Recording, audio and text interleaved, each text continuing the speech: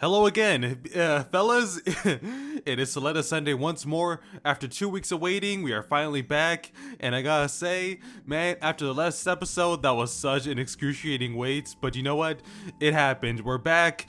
I may have become a JoJo fan in that time, but that doesn't matter. That's not what we're here for. So yeah, I'm back once again to give another impressions, discussions video on the new episode of Witch From Mercury because we're now in episode 18, I believe. Yeah, and as time has gone on, I've begun to appreciate more and more just the weekly discussion every time an episode releases, because I think that is, out of every anime I've been watching this season, Witch From Mercury has been like my favorite in terms of like seeing all the discussion posts, seeing all the memes, the shit posts. It's just all that good stuff. It is so much fun to watch and just see unfold on Twitter specifically. And yeah, it's just, I usually give it some time. I look up stuff, I see what other people want to say. I don't let it influence my opinions too much. It's just to see, just getting more like analysis out there, because I love a lot of the analysis stuff people are putting out. And I think I've let it simmer enough to just give my thoughts on the episode now. So overall, I think this episode falls into like episode 16 and like 13 in terms of being an episode that is more about like continuing the story and like setting up stuff. It's not specifically like the big, it's not like another episode 14 or 17 to me. I mean, I say that, but we still have like a very notable scene at the end.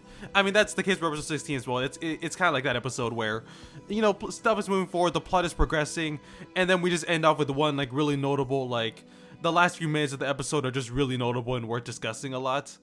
And you know, we'll get there when we get there, but first off, I was so curious on how they were going to handle Suletta basically being, oh, by the way, spoilers if it wasn't obvious enough, it's episode discussion, you know, yada yada. Okay, now we're done with that.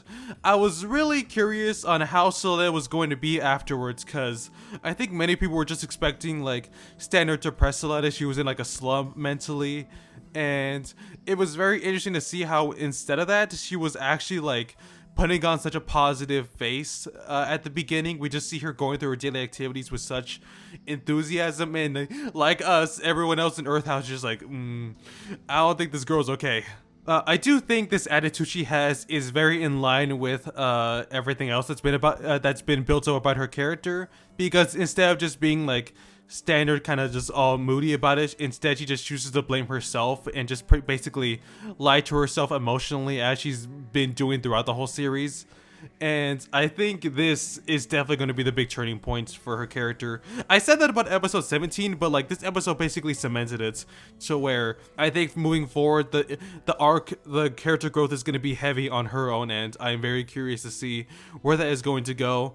And when you look back on the first opening and like you look at the English lyrics, like what that song is actually about, it's probably going to parallel Soleil's own character very well, just about like control, identity, like not being a puppet, and basically all that thing, like basically about freedom, like gaining your own freedom.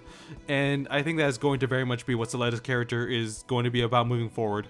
But like, man, some of the comments in my in the last video had very different opinions on that. Like, I saw some people saying Suletta was going to go through like a villain arc or something like that, and I'm just like, I'm sorry, I don't understand that at all. That is not Suletta at all. I don't get it. Like, I saw a comparison to Breaking Bad, and like, this is not that kind of show at all. Listen, I've watched Breaking Bad and Better Call Saul. This is nothing like G-Witch is nothing like those shows. That like the only similar thing is that they're dramas, and that they're just really good memes about them, because I guess dramas I like. It seems like they're just really good at having good memes. I don't know.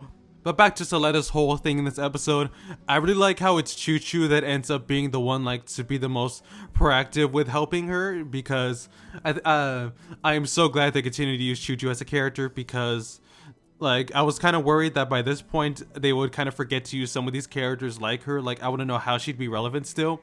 Besides that, she got some stuff in episode 14, and I'm glad they actually followed up on that. Like, they remembered, oh yeah, she saved Lotta's life, so he has respect for her.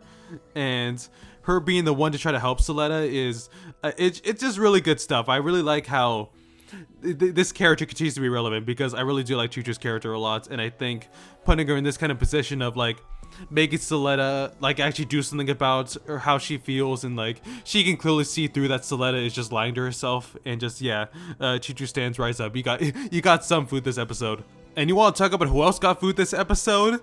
The Noria and Alon 5 stands, because why are they still in that room? I don't know, something about these three, just like Alon, Noria, and Nika just being stuck in this room is the funniest thing to me. You just have like Nika just stuck with these two psychopaths just right there, and she's just forced to watch them bicker a bunch. I mean, we do technically, like, a character learns what Alon's whole deal is, like, he's just another clone made to like pilot a Gundam. That's his whole thing. But you know, yeah, we all know that by now. We just know the character hearing that and just them just outright like making it clear for everyone else. And oh my goodness, I don't know why I'm so amused at Noria and Alon interacting, because it is just the most, they just hate each other and it is just entertaining to watch. Like, we went from her like stabbing like next to him to just actually just trying to stab him with a pencil, and I don't know what's so funny about that. It's just really amusing to watch.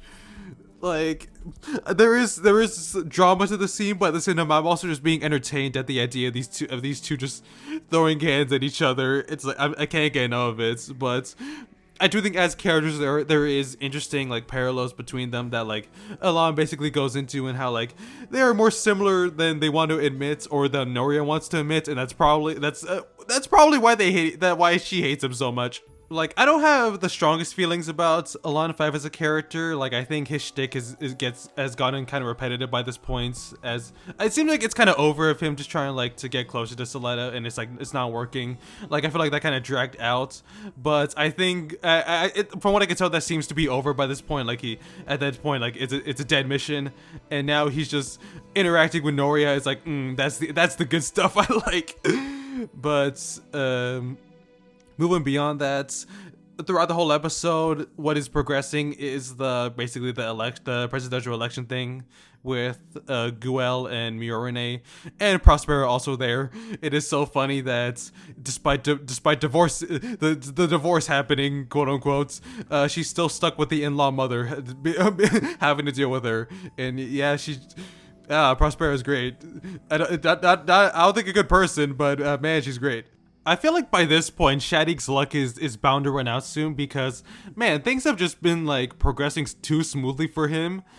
And I don't know if this guy's actually gonna live, because, I mean, he's very much, like, he's basically an antagonist to, still in, like, his own way. And I feel like at some point, Karma's just gonna bite him some way or another.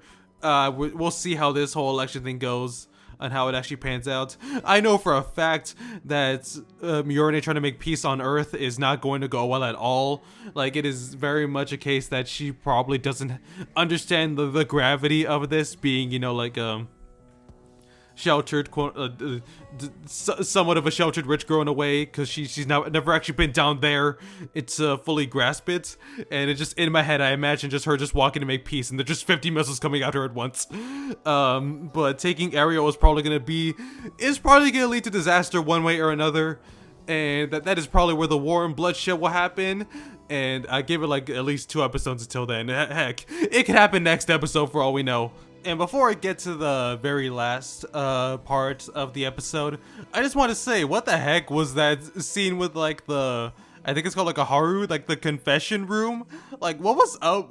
Like, okay, like at first, like, in case it didn't click fully, it didn't click fully to me that like Martin, this dude snitched, and just also why was Cecilia just behind there? It's like, okay, first they have a counseling room, and it's just like a Haru that you just confess your sins to. It's like, what? That was like the most bizarre thing in the whole episode, but I don't dislike it because it was funny. Like, we need to get this info out somewhere. We need to get point A to point B. How are we gonna do it? Have this guy literally confess his sin to this little circular robot dude, and then Cecilia, just because I guess she just listens to what people say in these rooms. Just like, it's like, hey, I know I can blackmail you or something like that. Like, that was like the most bizarre thing in the whole episode. It just happens, and then we move on. Like, I'm curious where that goes, but this is just funny. I don't know what to say. Like, the show is just really funny to me sometimes. I don't know if it's intentional or not. I don't know. That's the thing with drama sometimes. Like, this show can have my heart, it can have me intense as heck. It's got me at the edge of my seat, my heart pumping. But sometimes if I just take a step back, some stuff is just really funny. And I don't know, I think that's one thing I love about this series. You know, it's like, I'm extremely invested, but I can also just have a laugh at it. But one thing I have a harder time laughing at is the last part of this episode because, oh man, I think this is kind of a scene we were waiting for by this point because Suletta's like been very, just inhaling so much copium about the situation. And I think by the end of this episode, this basically breaks her. This is like this is where we actually get true sad Suletta hours, essentially. Because I think the whole point of this scene is to essentially tell her what the truth is about who she is and how. Because I think it's safe to say she's figured it out she's figured it out what like that she is just a clone, and that Aries like the original person that she doesn't need, that they don't need her anymore, and like her mom doesn't actually need her anymore. And just the way it's delivered is just it's so good. I feel for this girl so hard, man. This is so cruel. And that final shot of her just crying in space is just perfect. I love how you can't even hear it, you just see it. It's just all conveyed visually, like all the crying. I love the way it's animated, the way it's directed, that last shot. It's just, man, this show really knows how to have good endings to episodes. Like the way so many episodes, they just really know how to end episodes. I remember before I heard about the theory with Aerie, and like before it got revealed, I remember just thinking about how even the Ariel, just as a character, just as a Gundam, it felt like its own character. And that has just been like, they've been just pushing that more and more as the series gone on, partly because we know the truth now, but also just how it communicates with characters as well, like at the end with Prospera.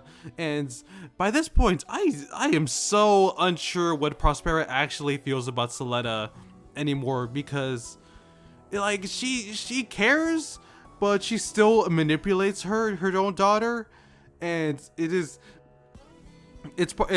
one of the most intriguing things about her character, because she's very much doing like some dubious things, like, you know, she manipulates, she pulls strings, but it's hard to understand how much, like, does she like truly care about Suletta? Because at the end, you could she showed like a genuine amount of concern, and like she clearly she seems to want good things for her, but how like morally like right is her own mindset is still just so unclear. But I think that's part of what makes her such a great character. Like, it's so hard to get a read on her fully. We just know that like something ain't right about her. But just to talk about any of the little things throughout the episode, Miorine's outfit is great. I love the hairstyle. I did see that image of it when the episode got leaked. I just saw it one time. I heard about it, and then like I saw a screenshot, and I was like, okay, time to mute everything. And oh man, that was the time the episode got leaked too, by the way, Lamau. I knew, I was like, okay, I have to go into lockdown until the episode releases, and I did, and it was worth it, because I think this episode, it's another good one. You know, it's not episode 17, but I am just, at this point, I'm so far invested into G-Witch that I'm just I really enjoy just seeing how the story progresses.